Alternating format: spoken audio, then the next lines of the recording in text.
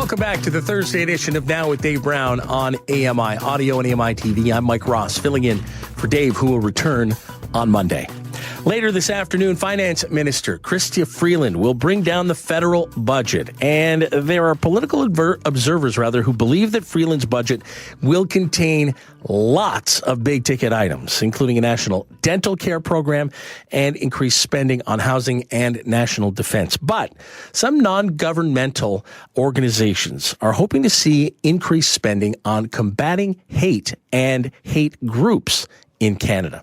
Fareed Khan, founder of Canadians United Against Hate, is one of these people. And Fareed Khan joins us now from Ottawa. Good morning, Fareed.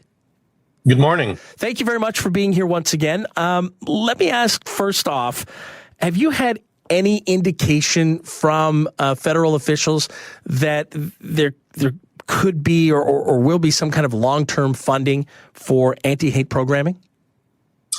No, not, not directly. The only thing we have to go on is the fact that in the election, in the Liberal policy document, there was a whole section dedicated to fighting racism. And if the government wants to live up to the promises that it made in that document, then we expect there to be significant funding in this budget. The last time there was funding was announced in the 2019 budget, but it was only $25 million over 5 years, which is actually nothing when you compare what's required to fight hate and white supremacy in this country. When you talk about federal spending to address hate, what does that mean? I mean, does it simply mean challenging hate groups, or is there more to it?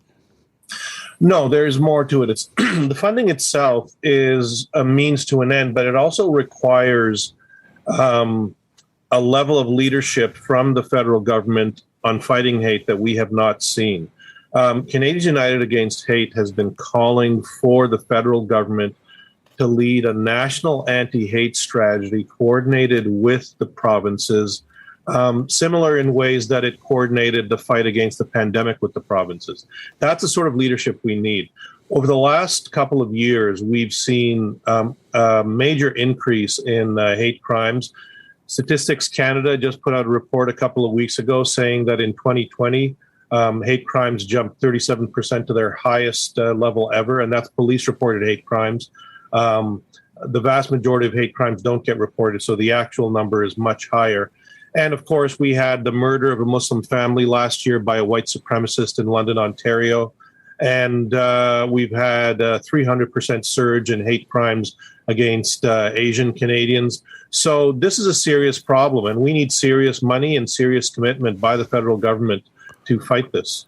So when I hear about an NGO asking for increased spending, I'm assuming that there is some kind of federal spending happening right now. Is that the case? Yes, there is some federal spending. And as I mentioned, in 2019, the government committed $25 million over 5 years to an anti-racism strategy. That's $5 million a year. And as I said, compared to what is required, that amount of money is absolutely inadequate to address the need. Basically, it's giving money to local community organizations and not-for-profits and saying, here, you go and do what you need to fight hate. But the thing is, these community organizations and organizations like ours, we don't have the capacity to lead a national campaign. And that should be at the hands of the federal government. And so what we're asking for is not only a significant increase to funding on the order of possibly $50 to $100 million a year to fight hate, but also leadership that is needed at the national level and national coordination.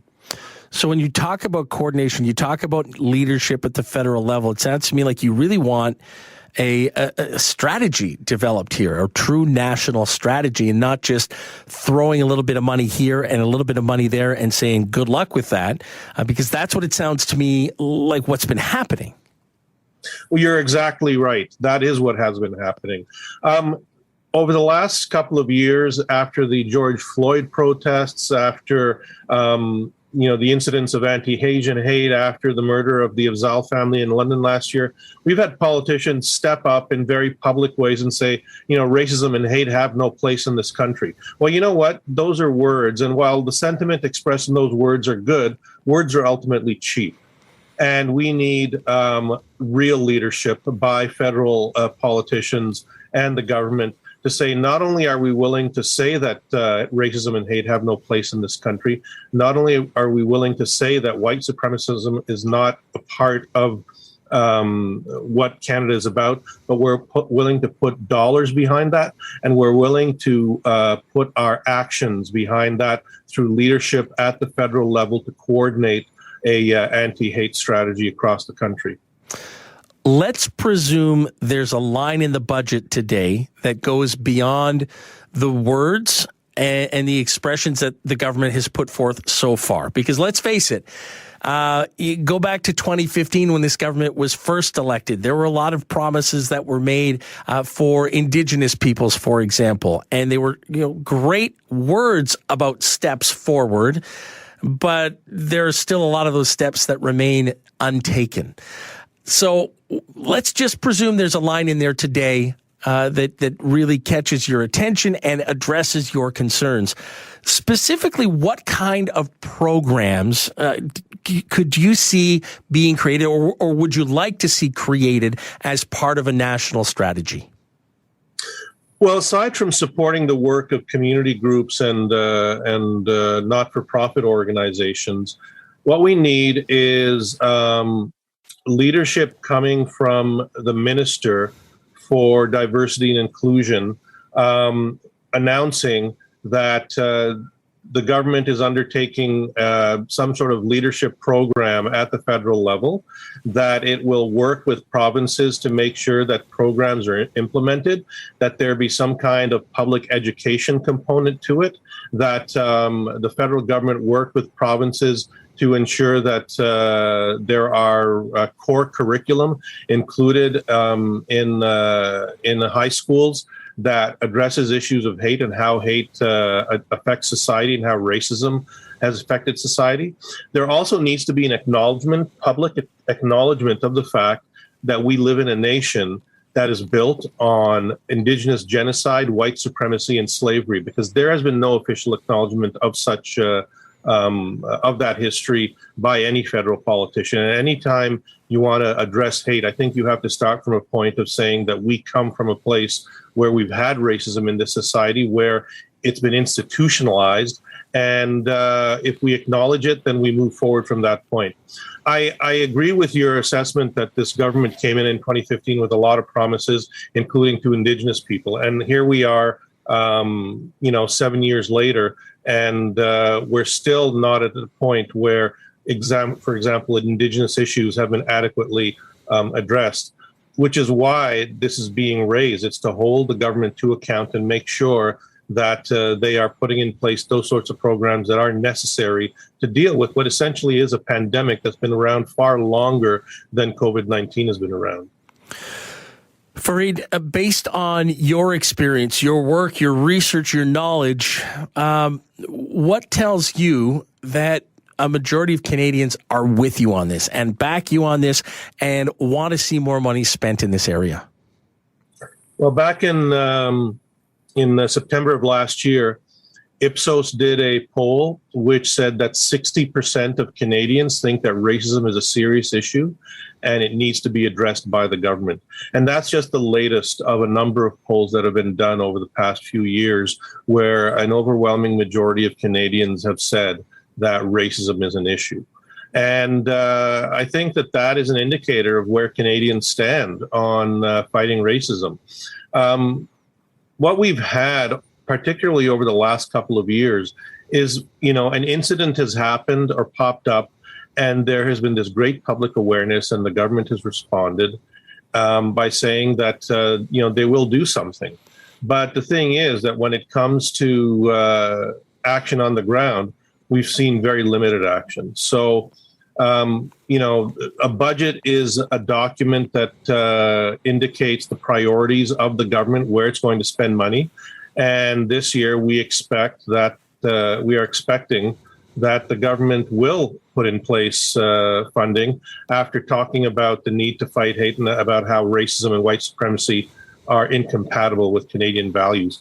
If this government does not put in place that funding, then everything it has said over the last few years about fighting racism will turn out to be a giant lie. And that's where the skeptic in me sort of sprouts out, right? Because you mentioned it yourself. The first time these liberal politicians, this liberal government and the leadership of this government made certain promises was in 2015. Now, that's only 7 years later, but that's 3 elections later. So I'm hoping that we're going to see something show up in this budget.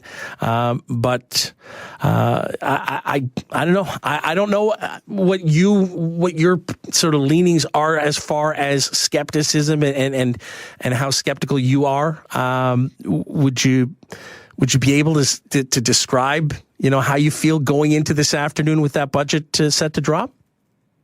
Well, I don't think it matters what party is in power and what party is in government.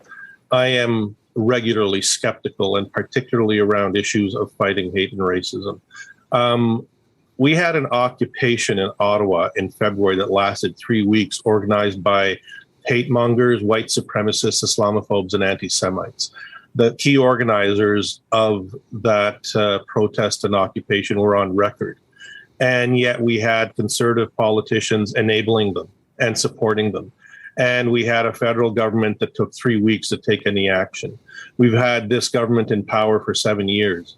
And while it has said the right things, it's made the right statements, it's put in place some funding, it hasn't been enough to actually deal with the problem at hand.